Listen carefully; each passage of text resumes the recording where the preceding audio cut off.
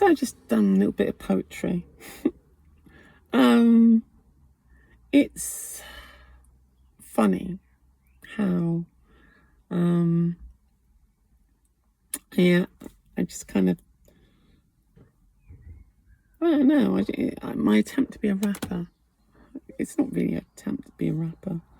I like words, I love words, and I think I use them more effectively than Trump does. Maybe I don't. He uses words very effectively, despite the fact he's completely empty of anything other than words and lies.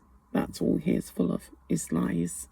Everything he says has got a deleterious effect upon people. Everything he does has got damage, inflicts damage. Everything he stands for is about greed, hatred, and division. And he calls himself the President of the United States. He's the worst President of the United States there has ever been. He's the worst world leader other than Adolf Hitler that there's ever been. I would say that Putin and he are probably about equal in terms of their evilness. What more can you say about a privileged fat pig who had everything given to him on a plate, wasted his life, wasted everybody else's lives, wasted all the efforts of people that were working for him, and ran 7 businesses into the ground, and now is busy running the United States into the ground, busy trying to destroy the transatlantic partnership between America and Europe against dictatorship, because all he wants is to be in charge. All he wants is to change everything around so that he is never prosecuted for all the crimes that he has done, and he has completely got away with it. And it is amazing. You have a constitution, and somehow the constitution was all about preventing there ever being a king of the United States. That is what limiting presidential powers was all about. That is what the division of the executive, the legislative, and the judicial was all about. And with the help of Vladimir Putin, all those divisions have been spat upon, trodden onto the ground, and thrown into the bin of history, making this world a lot more dangerous than it was before he ever came to power. And I'm referring to 2016 here, because that's when he first was put into office by Vlad. And now he's tanking the world economy. Wow, what a surprise. What a bloody surprise.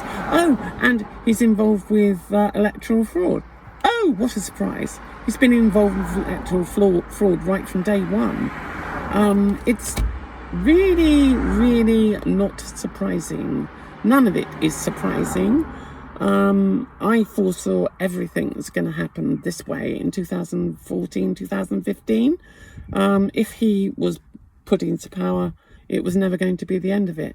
It was amazing that somehow the disgusting January the 6th rebellion was not dealt with properly.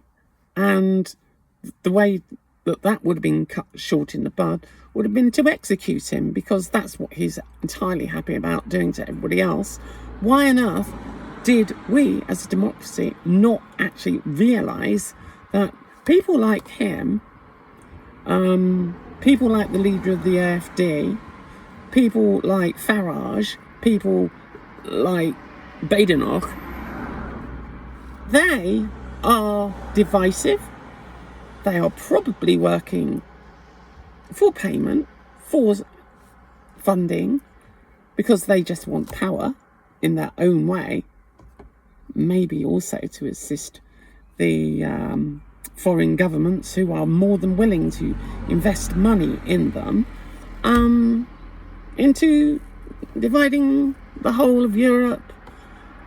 And first it was Brexit, which has destroyed the British economy, it's destroyed farming, it's destroyed cohesion amongst those that live in this country. Then, of course, there's this so-called election of President Trump. He's not the bloody president. He never was the president.